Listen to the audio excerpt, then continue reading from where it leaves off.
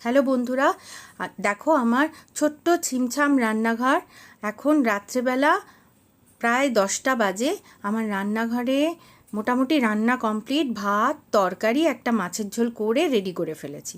করে রান্নাঘরটার একেবারে আমি পরিষ্কার করে ফেলেছি। কিন্তু কিছুক্ষণ পরে এই রান্নাঘরের অবস্থা দেখো কীরকম হয়ে গেছে। দেখো, দেখেছো? এখন প্রায় রাত্রি 11:30 বাজে। দেখো কী অবস্থা আমার রান্নাঘরে।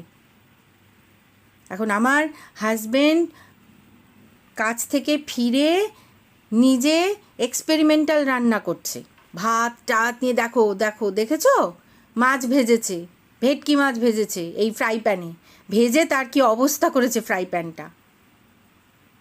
এই দেখো, ভাতগুলোকে বাটার দিয়ে লেবু দিয়ে কিভাবে ভেজেছে, কি কাণ্ড করেছে। গোটা রান্নাঘরটা তুলকালাম করেছে।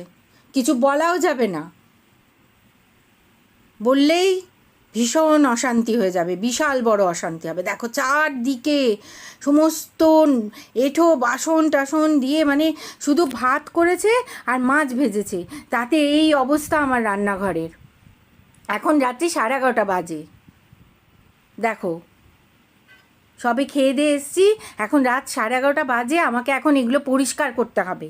পরিষ্কার করে ধুয়ে টুয়ে রান্নাঘর পরিষ্কার করতে হবে, নাহলে এই নোংরা রান্নাঘর পরের দিন রান্না করা যায় কখনো? পিঁপড়ে হয়ে একেবারে ঠিক ঠিক করবে। দেখো চারদিকে সব কিছু ছড়িয়েছে। আর এই ফ্রাই প্যানটার অবস্থাটা